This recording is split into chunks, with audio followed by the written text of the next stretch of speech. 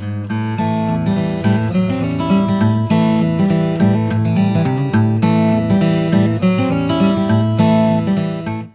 y'all, welcome to Scrappin with Sheri. I have been doing a lot of organizing in my craft room the last couple of days, and I ran across something that I don't use very often. It's the Mandala Burst Border Punch. And I loved this when it first came out. I used it a lot, but I just noticed that I haven't really used it much lately. And so I pulled it out to try to come up with an idea to use it with. And I'm also going to be using my circle maker. If you have the custom cutting system, you can use that instead of the circle maker.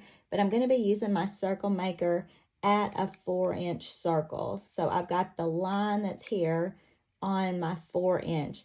And you move that by spinning this white wheel counterclockwise. You can move it up and down as you choose. And I'm going to put that on 4 inches. And I chose 4 inches because this will make a mat that will be perfect for matting a picture later on, and I can make my picture just a touch smaller than that. So you need these two tools. You'll need a 12-inch trimmer, and you also need a cutting mat. Now, one of the biggest complaints I get from my customers is Creative Memories makes the paper so pretty on both sides. How do you choose which side to use? So I have pulled a paper from the On the Farm collection, and I pulled one that both sides are really equally pretty. This is the side I would typically go with because I'm not a real yellow person, but I thought this would make a really pretty page for this layout. So I've got this laid out on my 13-inch mat, great for cutting with your circle maker. And I am going to use my circle maker first. Now, when I start lining up my circle maker, because of the way the design is going to go on this, I need to have about a 1/2-inch clearance from the edge of my circle maker here and here. Now, only the bottom and this left side will matter.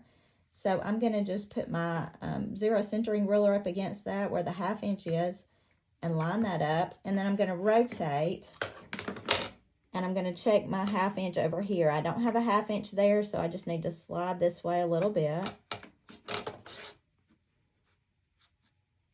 And I've got a 1/2 inch clearance there. Now let's rotate back down to the bottom and make sure I didn't scoot down some, and I think I did.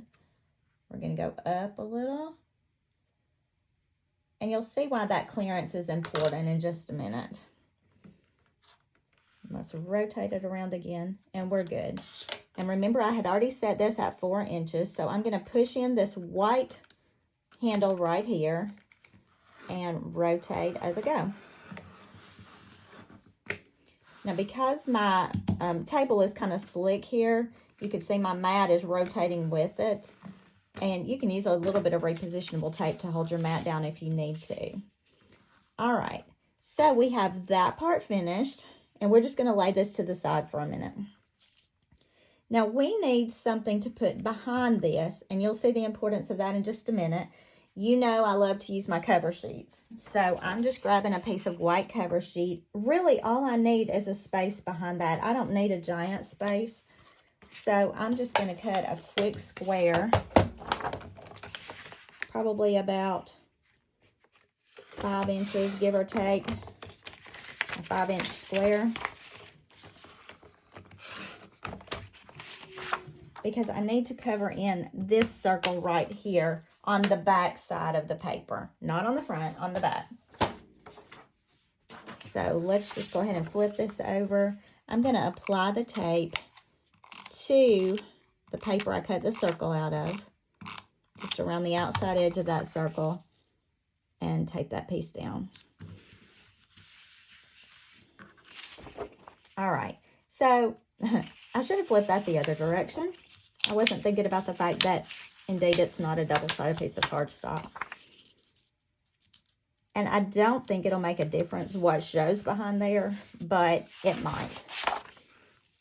All right, so we filled that back in with that white circle. It doesn't really matter what color you've got back there. You could choose yellow, brown, whatever. But we're going to lay that to the side a minute because we're going to use our Mandala punch. Now, remember, you unlock your punch on the back. You start it where the black line is on either side, and that's where you line up your paper. So I'm lining up my paper with the black line, and I punch and slide until I've covered up all the blue area right there. And you just keep punching and sliding and holding on the back here so it stays against the back edge of that tray guide.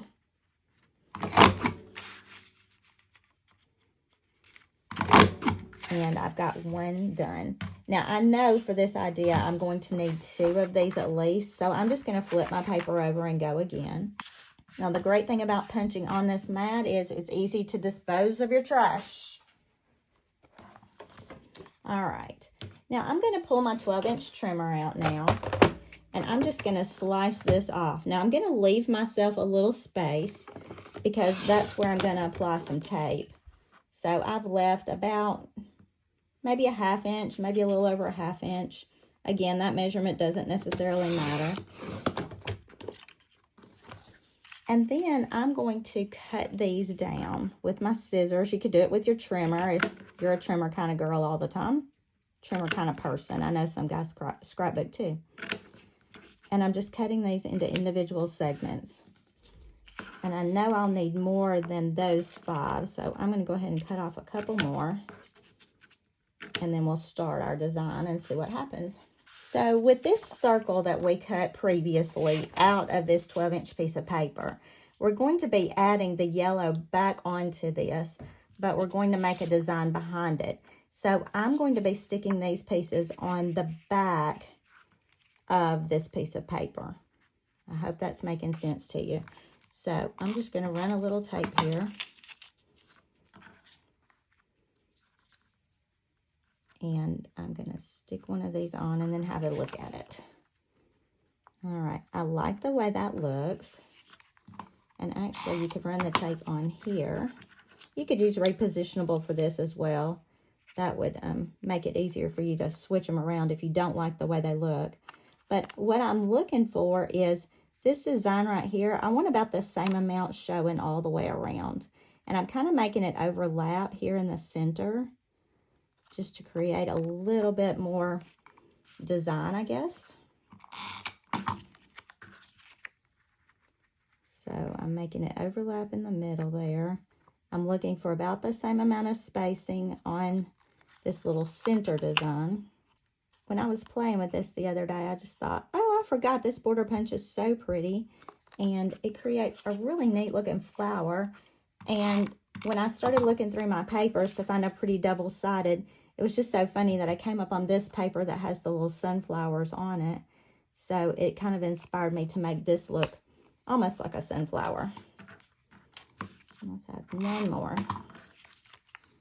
So I like the look of that. Now here's what we're going to do. We're going to add this right back to this space over here. And here's the reason why we had to come in when we were doing our circle maker. We wanted to make sure that our border was not going to go off this side. Now, in adding this back in, I don't want this to be a flat embellishment, so I'm going to pull out my foam squares.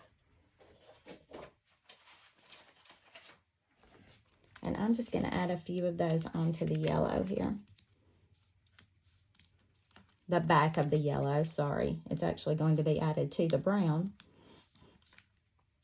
because I want this to pop up just a little bit, and that's why it kind of matters what you put underneath there. Now, depending on how close in you space your little petals, I could have gone a little bit closer to the edge with my initial cut, but this is fine with me, and I may go back and add some greenery around this just to kind of fill it in a little bit, but I've got a cute little sunflower right here. So what do you do when you want to create a double spread? Oh, let me say this first. This is a great place to put a photo, because all you've got to do is size this down just a little bit more. You know it's going to fit inside this ring, so a special photo would go beautifully right here. Now, if you want to create a double spread, which most of the time I need, I don't necessarily want to make it matchy-matchy. I could, but I just don't think that's what I want for this particular page. I don't really want 2 circular photos. I kind of want this to stand out. So for my other page, I am going to carry some of those elements over without making it matchy-matchy. So we want to carry the mandala over we want to do something, so we use the back side with some yellow. So that's what I'm going to do, is cut off 1.5 inches of this yellow. And then I'm going to go back to my rich brown, and I'm going to make one more full line of the mandala. Now, let's see if this will fit. I just love using all those little scraps. This was just a scrap that I pulled out initially. And this is going to give us a hint of that mandala. Now, because I had this leftover edge here, I'm going to feed this back in and go down to the last complete one. Line it up on the blue and punch that excess off. Not quite perfect, but it's close. You may notice about my pages, they're never actually perfect, but I just love having completed pages, and they're usually close enough for me. So I think what I'm going to do here is use my repositionable tape along the edge of this piece of paper. I'm sliding it over here to my silicone mat, and I'm just going to run the repositionable right along the edge of that.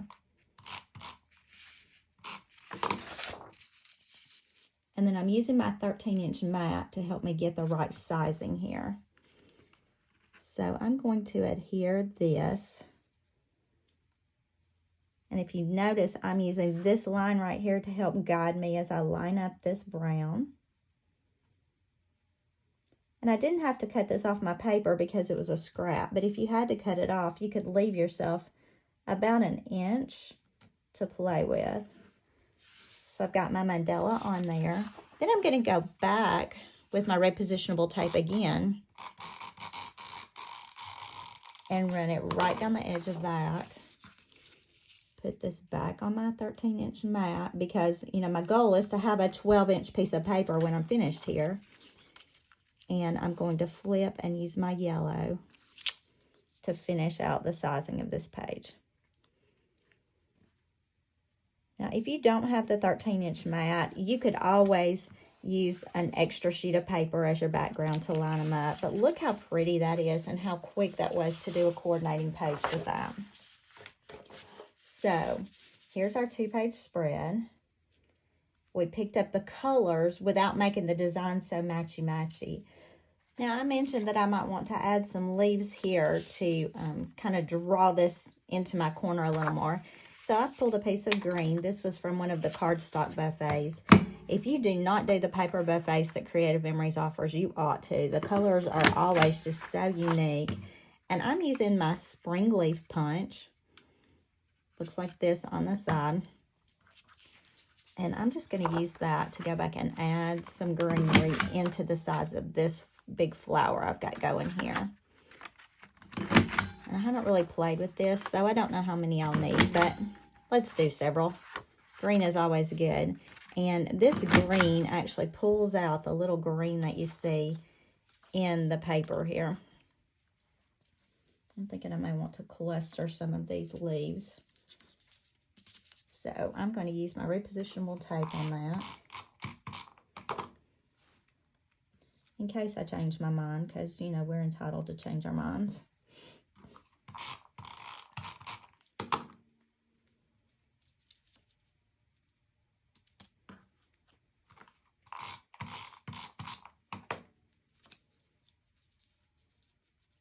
I think here I'm going to add a couple more just to kind of bring that design out and down into the corner, just to kind of make it look like it belongs there.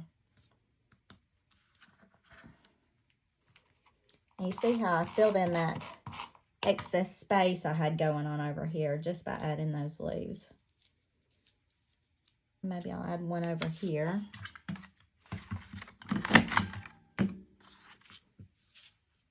For a little bit of balance.